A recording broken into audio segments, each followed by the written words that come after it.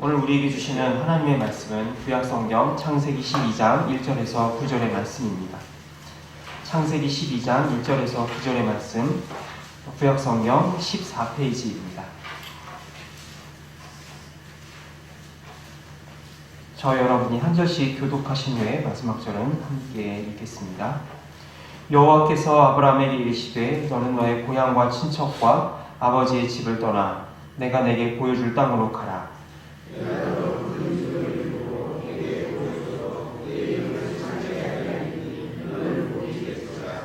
너를 축복하는 자에게는 내가 복을 내리고 너를 저주하는 자에게는 내가 저주하리니 땅의 모든 족속이 너로 말미암아 복을 얻을 것이라 하신지라.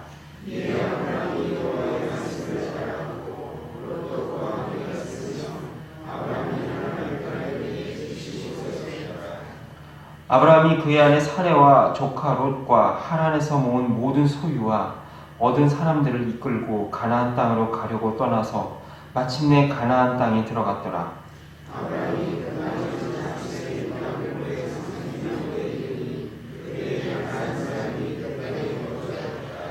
여호와께서 아브라함에게 나타나 이르시되 내가 이 땅을 네 자손에게 주리라 하신지라.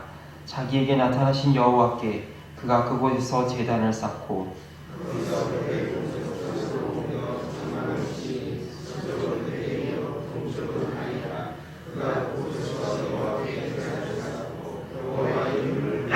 함께 있습니다. 점점 남방으로 옮겨갔더라. 기도하겠습니다. 하나님 아버지, 우리를 향하신 하나님의 사랑과 계획을 믿으며 주님 앞에 나오게 해주신 주심에 참으로 감사합니다. 아버지 하나님, 이 시간 다시 한번 주님의 말씀 앞에 우리의 머리와 우리의 가슴을 주님 앞에 내어놓습니다. 주님, 우리의 마음과 몸을 받아주시고 주님 앞에 온전한 제물로 살아가는 하루가 될 수 있도록 주님이 인도하여 주시옵소서. 말씀으로 우리를 인도하시고 깨우치시며 격려하시는 하나님의 음성 앞에 우리의 모든 삶의 순간이 주님의 손안에 있음을 깨닫는 시간 되게 하여 주옵소서. 예수님의 이름으로 기도합니다. 아멘. 오늘 우리가 함께 읽고 있는 이 묵상하고 있는 이 창세기를 영어로는 제네시스라고 합니다. 자동차 이름 중에서도 제네시스라고 하는 차가 있는데요. 이 제네시스라고 하는 말은 고대 히라버로서 기원, 발생이라고 하는 뜻을 가지고 있습니다. 그런데 이 창세기에는 두 가지의 기원과 발생에 대해서 이야기를 하고 있습니다. 하나는 창세기 1장부터 11장까지의 소위 원역사라고 하는 부분인데요. 바로 이 세상과 인류의 기원에 대해서 이야기를 합니다.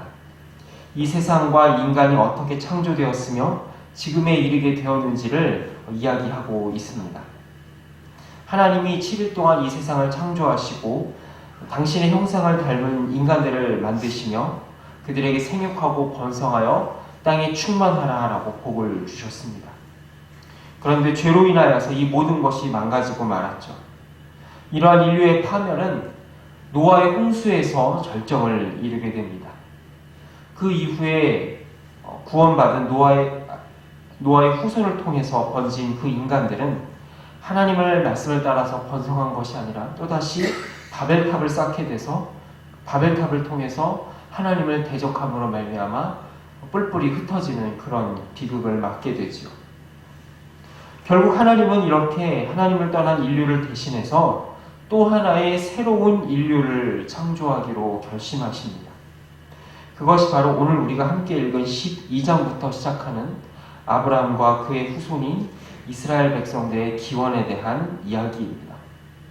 첫 번째 기원과 발생이 창세기 1장이 있었다면 이 두 번째 창조라고 할 수 있는 두 번째 기원이 바로 오늘 우리가 읽은 창세기 12장에 펼쳐지고 있습니다. 사실 창세기 12장 이전부터 하나님께서는 당신을 떠난 인류를 구원하시기 위해 한 사람을 택하시고 그를 통하여서 새로운 일을 이루심을 우리는 보게 됩니다. 가인이 죽인 아벨을 대신해서 셋을 이루시고요. 하나님을 떠난 인류를 대신해서 노아를 남겨두십니다. 이렇게 세상을 구원하기 위한 하나님의 끊임없는 시도와 노력은 바로 12장이 들어서 본격적으로 그 스타트를 맺게 되는데요. 바로 아브라함이라고 하는 한 사람을 부르셔서 새로운 인류, 하나님의 친백성을 만들기 위한 새로운 창조의 작업을 시작하십니다. 하나님께서 아브라함을 부르셔서 그를 통해 무엇을 이루기를 원하시는지 오늘 말씀 2절에서는 이렇게 기록을 합니다. 내가 너로 큰 민족을 이루고 내게 복을 주어 내 이름을 창대하게 하리니 너는 복이 될지라 라고 말씀하십니다. 아브라함과 사레 사이에는 자녀가 없었습니다. 고대 사회에서 인구의 수는 곧 국력인과 다름이 없었습니다. 이러한 사회에서 아이가 없다라는 것은 신의 저주를 받은 것이나 마찬가지였었는데요. 하나님은 그런 아브라함을 찾아가셔서 너를 통하여 큰 민족을 이루고 내 이름이 창대해질 것이다 라고 복을 약속해 주십니다. 아브라함의 자손이 창대해지고 번성한다는 것은 단순히 아브라함 한 사람에게만 달린 일이 아닙니다. 아브라함의 자손이 이어지고 번성해짐으로써 하나님의 새로운 백성들이 계속해서 이 땅에 늘어나고 번성할 것을 주님은 바라보고 계셨던 것입니다. 죄악으로 인하여서 하나님을 대적하는 백성들이 가득한 이 세상 속에서 하나님은 아브라함을 통하여서 또 다른 구원의 역사와 하나님의 백성들을 보존하고 확장시키려는 또 다른 창조의 원대한 계획을 품고 계시고 아브라함을 찾아가시는 것입니다. 이러한 하나님의 원대한 구원 계획은 바로 구약 성경의 주인공인 이스라엘 민족들을 통하여서 구체화되게 됩니다. 그런데 하나님의 구원과 새로운 창조는 단지 이스라엘이라고 하는 한 민족에만 머무르지 않을 것이라고 주님은 말씀하십니다. 3절에서 하나님은 이렇게 약속하십니다. 너를 축복하는 자에게는 내가 복을 내리고 너를 저주하는 자에게는 내가 저주하리니 땅의 모든 족속이 너로 말미암아 복을 얻을 것이라 라고 말이죠. 하나님은 아브라함을 통해 생겨날 이스라엘 민족뿐만 아니라 이 세상의 모든 민족이 그 아브라함 한 사람을 통하여 복을 얻을 것이고 하나님의 새로운 백성으로 편입될 것이다 라고 말씀합니다. 잃어버렸던, 하나님께서 죄로 인하여서 잃어버렸던 그 수많은 영혼들을 다시금 그 아브라함 한 사람을 통하여서 하나님의 새로운 백성으로 재창조해 나갈 것이다 라고 말씀하십니다. 아브라함은 이런 놀라운 하나님의 꿈과 계획을 이루는 동역자요, 파트너로 부름받았습니다. 그런데 이런 놀라운 시작과 창조에 있어서 하나님은 한 가지를 아브라함에게 요구하십니다. 그것이 바로 창세기 12장 1절에 나온 말씀인데요. 너는 너의 고향과 친척과 아버지의 집을 떠나 내가 내게 보여줄 땅으로 가라 라고 말씀하십니다. 이 놀라운 일을 이루는 데 있어서 하나님은 아브라함의 믿음의 반응을 요구하고 계십니다. 하나님이 아브라함에게 믿음을 요구하신 이유는 무엇 때문일까요? 아브라함이 믿음으로 응답하지 않으면 하나님이 이 일을 이루실 수 없어서일까요? 그렇지 않습니다. 하나님은 아브라함이 그 약속을 믿지 않던 얼마든지 그 일을 이루실 수 있는 분이십니다. 그럼에도 하나님이 아브라함에게 믿음을 요구하신 이유는 아브라함을 단순히 하나님의 어떤 도구나 종이나 어떤 부하 직원처럼 생각하신 것이 아니라 하나님의 파트너요, 동반자요, 동역자로 보셨기 때문이라는 사실입니다. 그렇기 때문에 하나님은 아브라함을 부르시고 그를 설득하시고 인내하시며 이 놀라운 하나님의 일을 이루도록 인도하시고 그에 합당한 자로 계속해서 빚어갈 것입니다. 지금은 비록 아브라함이 연약하고 부족하고 하나님께서 자기를 향한 그 뜻과 계획을 모른다 할지라도 하나님께서는 이 일을 시작하시고 끝내는 이루실 것입니다.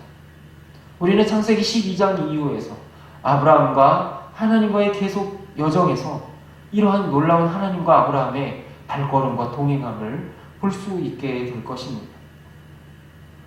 그 시작으로서 아브라함은 자기의 삶의 터전을 떠나서 자기가 그동안 삶의 터전으로 살고 있던 바벨론을 떠나서 아무것도 없는 바로 가나안 땅으로 발걸음을 옮기기 시작했던 것입니다.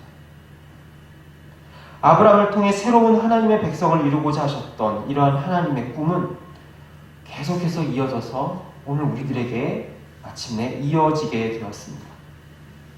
신약성경에서 사도 바울은 할례를 받아야만 아브라함의 자손이 될 수 있다라고 주장하는 유대주의자들에 대항하면서 갈라디아서 3장 7절에서 이렇게 이야기합니다. 그런즉 믿음으로 말미암은 자들은 아브라함의 자손인 줄 알지어다라고 말입니다. 예수님을 믿은 우리들은 모두가 바로 아브라함의 자손입니다.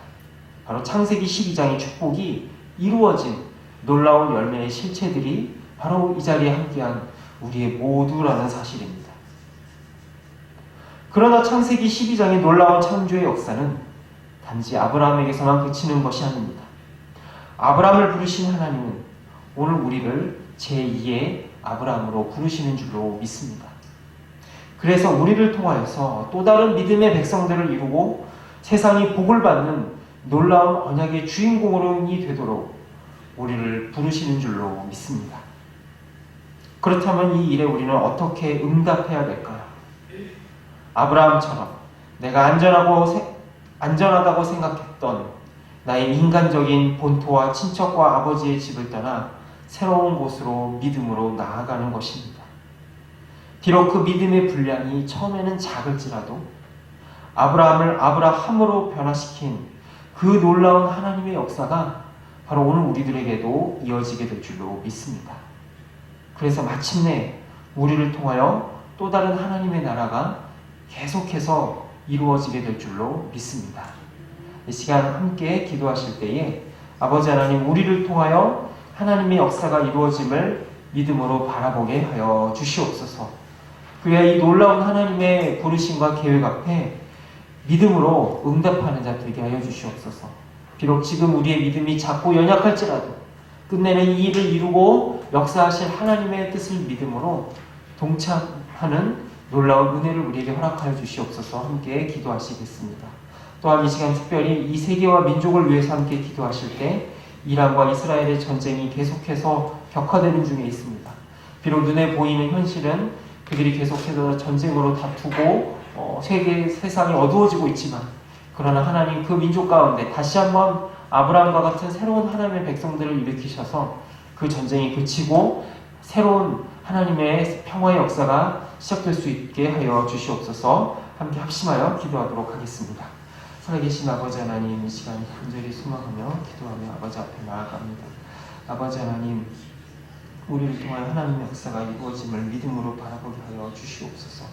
아버지, 비록 우리가 지금은 비연약하고 아브라함처럼 연약하지만, 그러나 주님, 아버지 다시 한번 주님의 말씀을 믿음으로 말미암아 하나님의 앞에 나아가는 온전한 새로운 백성이 될 수 있도록 주님이 인도해 주시옵기를 간절히 소망하며 기도합니다. 아버지 하나님, 간절히 소망하며 기도하오니 주님, 아버지 하나님, 주님께서 우리를 향하신 새로운 창조와 아버지 새로운 부르심을 우리가 믿음으로 화답하여 나아간 자 되게 하여 주옵소서. 특별히 분쟁 가운데 있는 이란과 이스라엘이 속히 전쟁에 그쳐서 새로운 평화와 샬롬의 역사가 이루어지며 그 땅 가운데 새로운 아브라함과 같은 하나님의 백성들을 일으키셔서 아버지 앞에 아버지 새로운 하나님의 나라를 이루는데 귀하게 쓰임받게 인도하여 주시옵소서. 좋으신 아버지 하나님, 아브라함을 부르셔서 새로운 백성을 창조하신 하나님의 창조의 능력이 오늘 우리들에게도 동일하게 이루어질 줄을 믿음으로 고백합니다. 비록 지금은 여러 가지로 부족하지만 우리를 향하신 하나님의 뜻이, 하나님의 꿈이 이루어지게 될 줄로 믿음으로 고백하오니 주님, 우리를 사용하여 주시옵소서. 우리를 통하여 또 다른 하나님의 나라가 확장되는 것을 경험하게 하여 주옵소서. 예수 그리스도의 이름으로 기도합니다. 아멘. 주기도로 마치겠습니다. 하늘에 계신 우리 아버지, 아버지의 이름을 거룩하게 하시며 아버지의 나라가 오게 하시며 아버지의 뜻이 하늘에서와 같이 땅에서도 이루어지게 하소서. 오늘 우리에게 일용할 양식을 주시고 우리가 우리에게 잘못한 사람을 용서하여 준 것 같이 우리 죄를 용서하여 주시고 우리를 시험에 빠지지 않게 하시고 악에서 구하소서. 나라와 권능과 영광이 영원히 아버지의 것입니다. 아멘.